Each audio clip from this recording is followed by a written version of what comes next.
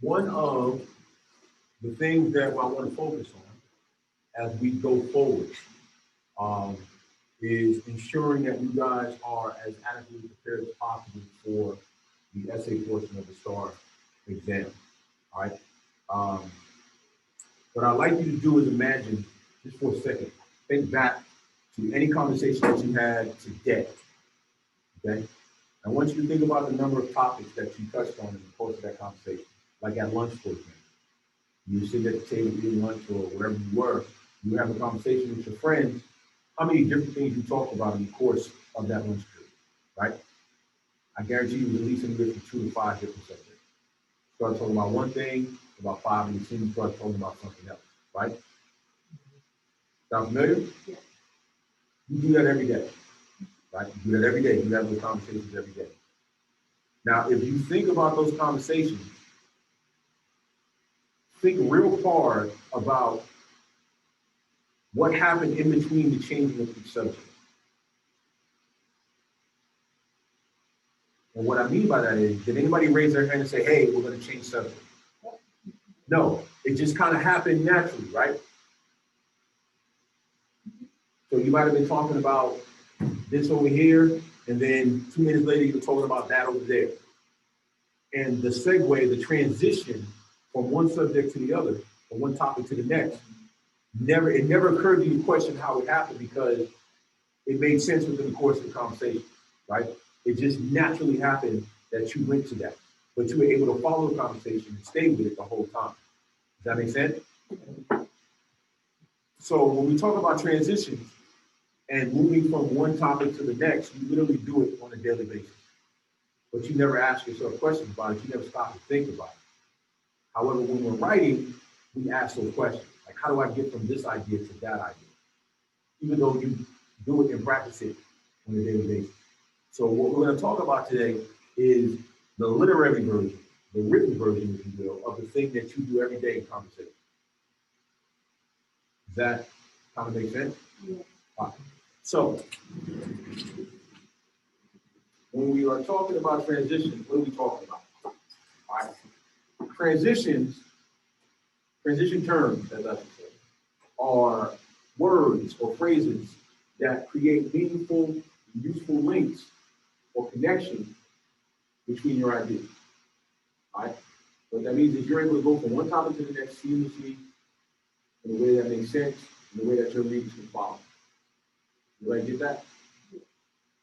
All right. So why?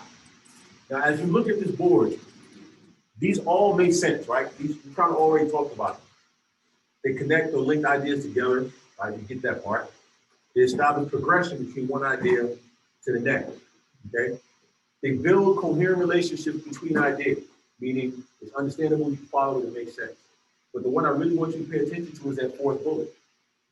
They improve the organization of your writing. And the reason I'm stressing that, ladies and gentlemen, is because, as you have seen the STAR rubric in previous assignments, that is what you're graded on. Like, that's right off the rubric, the organization, right? Clearly stated thesis, organization and structure, developed ideas, right? If you're looking at the prompt, choose your words carefully, punctuation, spelling, diction, so on and so forth, all right? But that is literally one of the things on the rubric that you are graded on. Lack of organization in your writing can cost you points. Now, even though transition terms are not glamorous, they are vitally important. For those of you that know anything about cars, you know what a lug nut is, right? Now, in and of itself, a lug nut isn't that big of a deal. It's not glamorous. It's not one of the major parts on the car. But if I walked up to your car and took the lug nuts off, just off one wheel, if I just took the lug nuts off of one wheel, what do you think would happen? And you take off and you start driving. Huh? Wheels, at some point the wheel's gonna come off, especially when you start increasing speed, right? At some point that wheel's gonna come off. And then you're in a world of hurt. Right? But lug nuts are like transition terms. that make sense? You don't really pay attention to them, but you definitely know when they're not there. Because everything's all over the place, just like your car would be when that wheel comes off, because I took off the lug nuts. Does that make sense? Yeah. You would definitely miss them. And that doesn't necessarily mean that when your papers are being graded, the graders are looking for transitions. They're not. They're looking for a thesis, they're looking for the development of ideas, but they are definitely looking for organization. And organization starts with, or is wholly dependent upon, transitions, how you move from one idea to the next. Because when they're not there, the graders will know. It will just be all over the place saying whatever. You'll have a whole bunch of different ideas with nothing in between. Does that make sense? All right, so we're going to talk briefly about the different types of transition. Now, you guys are already accustomed to transition by way of fanboys. You know what fanboy is, right? You got, there it is on the board. For and nor, but, or, yet, so. All right? Part of speech is conjunction. You know what conjunctions do? They do what? Connect. They connect sentences, okay? They connect sentences. Now, typically, you guys have been using these common conjunctions for most of your writing career to this point, okay? You have been using conjunction fanboy to connect your ideas and connect your thoughts. And you have been, for the most part, successful. All right, they are highly effective. That's why they exist. Not disputing that part, okay? However, as you continue on your academic growth, as you continue to move up, fanboys is not going to be enough. Does that make sense? It's not. Because as you move up, the level of your writing is going to have to match the level of what you're writing about. Yes? When you graduate like college, don't you have to like write a thesis or something? It all depends. If you're talking about a master's degree, you may have to write a thesis. You may have to do a master's thesis. If you're talking about a PhD, you're going to have to do a dissertation. That's what it's called. What are those? Are they like research papers? No, they're not. No, they're whole papers. They're whole like big projects. Yes. In our writing, why don't we write when we talk? Because we write like talking. You're talking formal versus informal. The reason we don't write the way we speak is because we don't speak formally. Right? There's no slang. Now, it all depends on how you're writing too. There's no slang in academic writing. Notice what I said, academic writing. The only time you will put slang or things like that in academic writing is if it is absolutely necessary to what you are saying, right? Meaning I have a point to prove, this is some study and research I was doing, and these are the things that I found, these words that are used, for example, in low socioeconomic households, right? Just giving a random example. But by and large, formal writing, formal academic writing does not leave a lot of room for the way we speak on a daily basis, right? Formal versus informal. So as the complexity of what you're reading increases, the complexity of your writing must increase. So again, there's nothing wrong with fanboy, but when you're a junior, senior in high school, or even a freshman or sophomore in college, you will absolutely get dinged for lack of transition in your writing, and not just in English class either. That makes sense? Yeah. So to ensure, again, now let's bring it back to the STAR, to ensure that you guys get maximum points on the STAR, we're going to talk real quick about the different types of transition terms so you guys are familiar with them. So that way you can be successful when you're writing your essay. All right? The 4 types of transition terms we're going to be talking about are additive, causal, adversative, and sequential. Okay?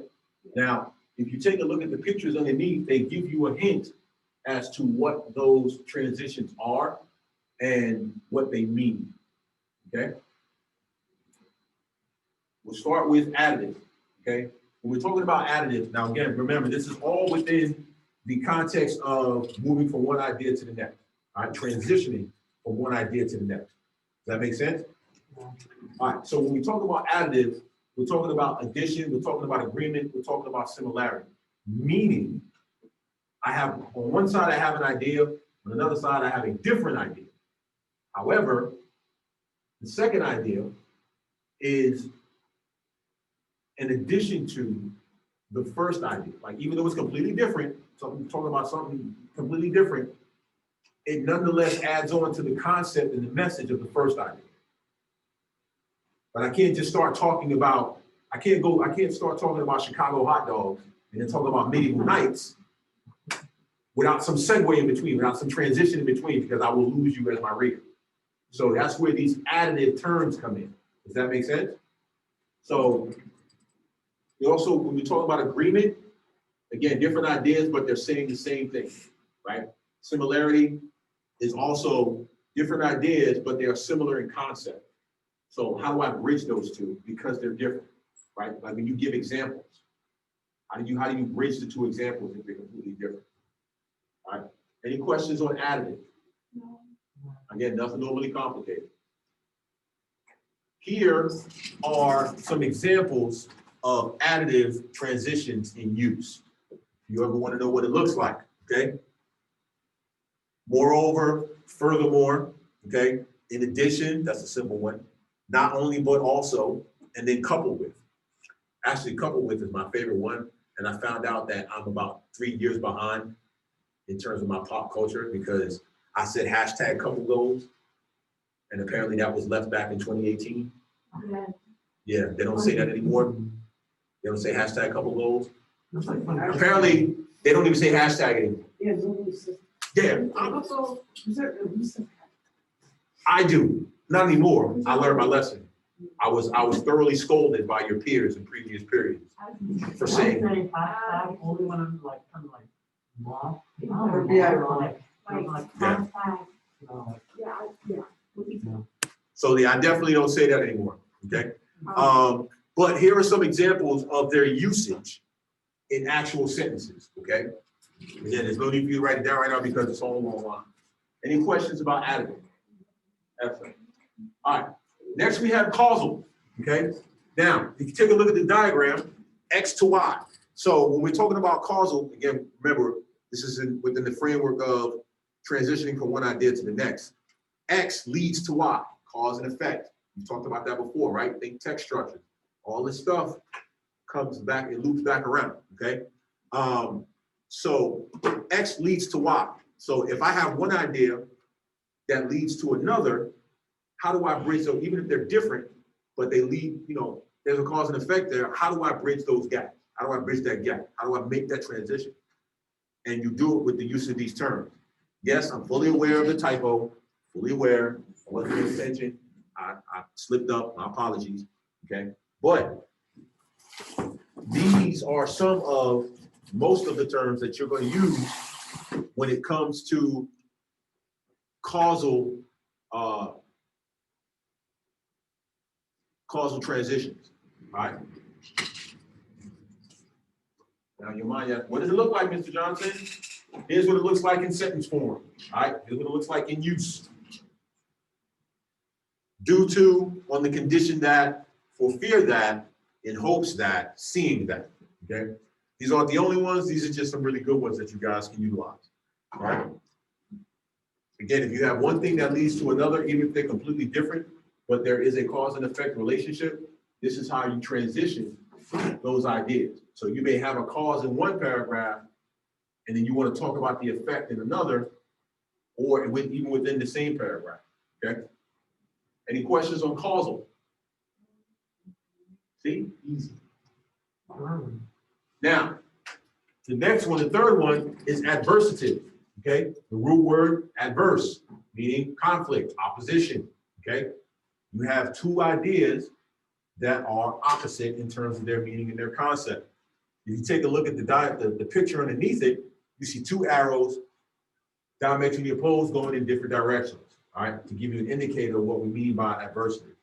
So when you have two ideas that, okay, they're completely different, they're opposite. How do I transition from one to the other? How do I go from over here to over here?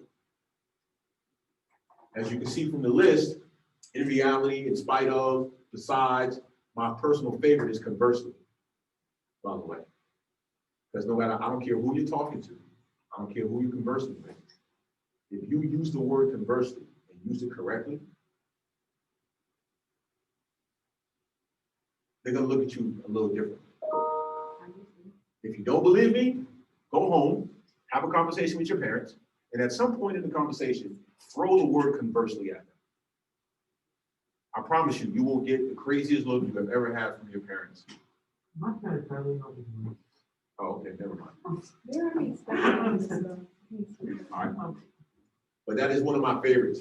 On the other hand of that, the other side of that is using that in your essay is also favored, highly favored, favored upon. So it is, okay. Can you Yes, give it an example? Huh? Can you give an example? Conversely? Yes, please. Okay. So.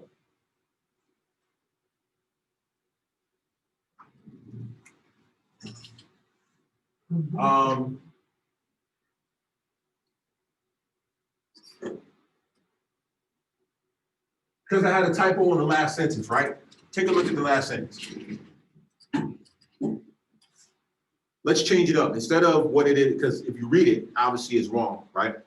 Unlike his classmates, Gabriel loved meant to be read and write. So we're going to change that and use the word conversely. Gabriel loved to read and write. Conversely, his classmates couldn't stand either. See what I did there? Will this be like the opposite? It's yes. Yes. But again, I like it because it makes you sound really, really smart when you say it. Okay. Any questions on the adversative? Okay. Now, the fourth and final one, ladies and gentlemen, is sequential. Okay.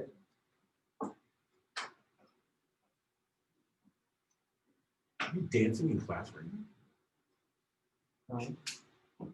That's literally what you're doing. That's literally what you were doing. Like right in front of me, I could see you dancing. All right, so the fourth and final one, ladies and gentlemen, is sequential. Now, the thing about sequential is that's all about order, sequence, numbers, all right? So you see enumeration, continuation, conclusion. Again, all within the framework of I have different ideas. How do I transition from one idea to the next, especially if it pertains to some type of order or sequence, all right? And I keep using that word. The last one, conclusion. Now, in most cases, whenever you guys are wrapping up your essays, you just say in conclusion. Maybe not you guys, but a lot of your peers, okay? And there's absolutely nothing wrong with that. However, as you move up, the level of your writing is expected to move up with you, right? You cannot write in 11th grade the way you were writing in 6th grade or 7th grade. So in conclusion, while it may be simple and easy, you'll get called out on that, especially when you get to English 3 and English 4. When you get to English 2, if you give this a spotter, she'll call you out on that. All right, I need something better than in conclusion. That's too easy. That's what she'll tell you, okay? I am a fan of, to summarize, in the final analysis. That sounds really smart, right? All things considered, ultimately, subsequently, I don't necessarily use that for a conclusion. I use that like in the middle of paragraphs. What else? In essence, I like that one. It's not, again, it's effective, but if you want to elevate our writing, yeah, it all depends on what you're writing about and what you're trying to say, right?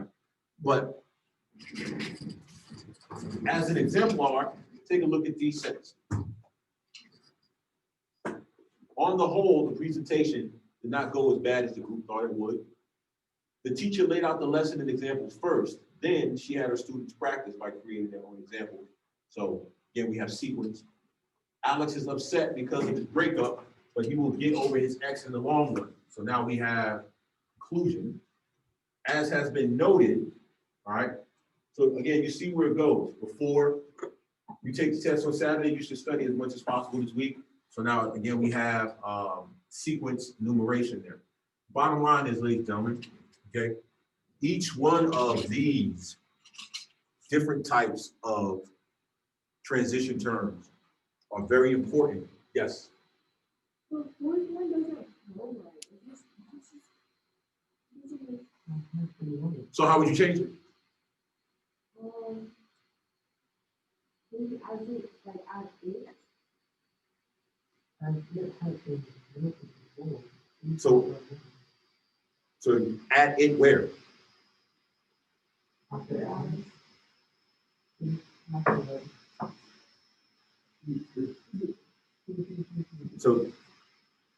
So before you take the test on Saturday, you should study as it.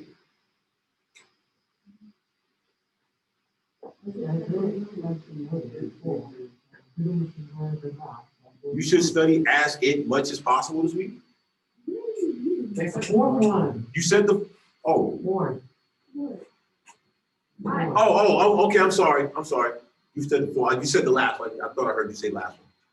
So you're saying as it has been noted. Yeah, that makes more sense. It doesn't really flow correctly. That has been noted before. I mean, Has been noted before. as has been noted. I don't know. I can't agree with him. Yeah. Big brain. As As it has been noted before, blah, blah, whatever it says. has been noted before. What part of speech is it? Noun preposition. Oh, Preposition? I thought it was noun. Conjunction. A noun is a person, place, or thing. What is a preposition? I think it's whatever. That's like under, over. Gives direction and position, right? Then it could be a female person. Yeah, it's a noun. Anyway. It's a pronoun. Pronoun. Hey, I was sorry. Right? You can say it's called a pronoun, but